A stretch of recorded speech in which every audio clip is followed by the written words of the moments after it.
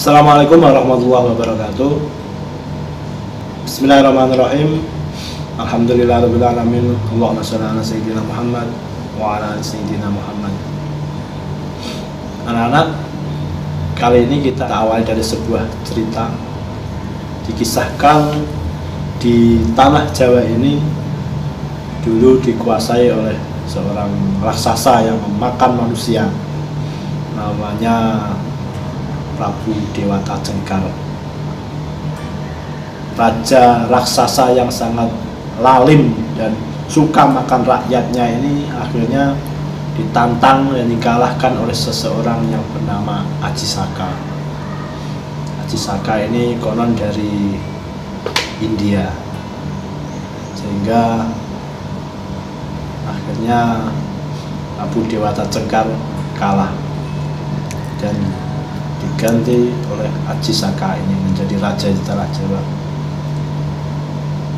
Aji Saka inilah yang dikatakan yang meneruskan tahun Saka yang awalnya berasal dari India diterapkan di khususnya tanah Jawa ini. Makanya orang Jawa mengenal ada namanya tahun Saka. Tahun Saka ini dimulai satu sakanya bertepatan dengan 78 Masehi. Jadi jarak antara tahun Masehi dengan tahun Saka itu 78 tahun. Masuknya Islam ke tanah Jawa menjadikan adanya sebuah akulturasi budaya, termasuk dalam hal ini penanggalan tahun Jawa, tahun Saka tersebut diubah oleh Sultan Agung yang awalnya berdasarkan matahari solar menjadi lunar berdasarkan peredaran bulan mengelilingi bumi, sama seperti tahun Hijriah. 1 Muharram sebagai tahun baru Hijriah dibuat sama oleh Sultan Agung. Tahun baru Saka juga 1 Muharram tersebut, cuma namanya bulan Suro. Satu lagi yang ada di negara kita yaitu kalender Masehi itu sendiri. Kalender Masehi adalah diawali dari kelahiran Nabi Isa. Itu yang berlaku bahkan di seluruh dunia. Kalender Masehi ini menganut solar tadi, yaitu perputaran bumi mengelilingi matahari, di mana dalam satu kali putaran bumi mengelilingi matahari ini dibutuhkan waktu 365,25 hari. Jadi 365 hari lebih 6 jam. Berbeda dengan tahun Masehi yang berdasarkan perputaran bumi mengelilingi matahari, maka kalender Hijriah ini berpedoman pada bulan mengelilingi bumi. Dimana dalam satu kali putaran bulan mengelilingi bumi ini adalah 1 bulan. Dibutuhkan waktu 29,5 hari. Karena ada setengah, maka ketika digabung maka ada bulan yang harinya itu 29, ada bulan yang harinya 30. Dalam 1 tahun kalender Hijriah itu ada 30 harinya sebanyak 6 bulan dan 29 harinya sebanyak 6 bulan, sehingga jika dijumlah 354 hari.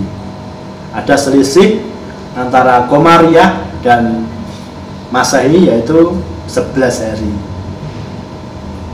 Disinilah letak kemahaadilan Allah dalam syariat Islam.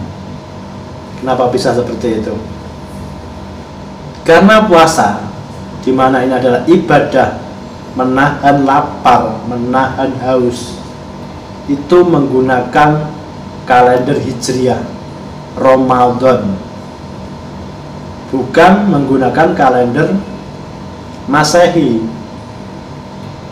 Bayangkan saja, misalnya di tahun 2021 ini Ramadan terjadi di bulan April sampai Mei ini, maka di bulan ini wilayah bagian paling utara seperti Greenland, seperti Jerman, Finlandia, masa siangnya itu sangat panjang. Di Greenland itu 19 jam 57 menit, hampir 20 jam. Jadi malamnya itu cuma 4 jam, mereka puasa 20 jam.